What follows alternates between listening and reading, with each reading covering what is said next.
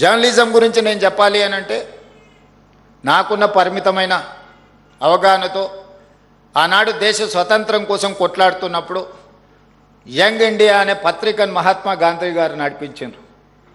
1921 నుంచి 1931 వరకు 10 సంవత్సరాలు మహాత్మా గాంధీ గారు పత్రికను నడిపించి స్వతంత్ర పోరాటాన్ని దేశ ప్రజలకు చేరవేయడానికి యంగ్ ఇండియా పత్రికను నడిపారు. అదే సమయంలో పండిత్ జవహర్లాల్ నెహ్రూ గారు దేశ స్వతంత్ర పోరాటాలనే కాకుండా పాలసీలను ప్రజలకు తెలియజెప్పాలి, ఈ దేశ ప్రజలకు దేశాన్ని నడిపించుకునే శక్తి ఉన్నది, జ్ఞానం ఉన్నదని నేషనల్ హెరాల్డ్ పత్రికను పండిత్ జవహర్లాల్ నెహ్రూ గారు నడిపించారు. మన ప్రాంతానికి వస్తే సాయుధ రైతాంగ పోరాట సమయంలో సురవరం ప్రతాప్ రెడ్డి గారు గోల్కొండ పత్రికను నడిపించడం జరిగింది. వీళ్ళందరూ కూడా వర్కింగ్ జర్నలిస్టులే కాదు, జర్నలిజం పట్ల ఒక అవగాహన ఉండి అత్యంత గొప్ప పోరాటాలను కూడా పత్రికల ద్వారా నడిపించడం ద్వారా శాంతియుతంగా ఒక యుద్ధాన్నే గెలవచ్చు అని చెప్పి మహాత్మా గాంధీ గారు, నెహ్రూ గారు, సురవరం ప్రతాప్ రెడ్డి గారు నిరూపించారు.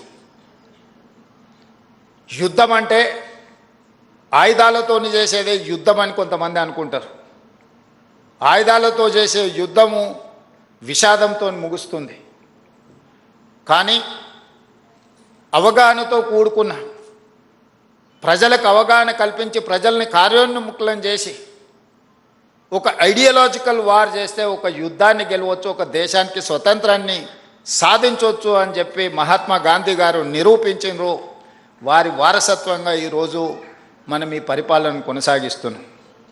ఈ దేశంలో వివక్ష ఉంది, అది కులాల మధ్యలోనే కాదు, మహిళల మధ్యలో, పురుషుల మధ్యలో రకరకాల వివక్షలు ఉన్నాయి.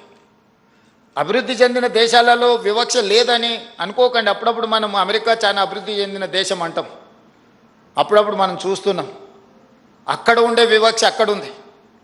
అక్కడ పేదరికం లేదని కాదు, మనకంటే అత్యంత నిరుపేదలు ఉన్నారు. కానీ అక్కడ కష్టపడే వారికి గుర్తింపు ఉన్నది, ముందుకెళ్ళే వాళ్ళకు అవకాశం ఉన్నది.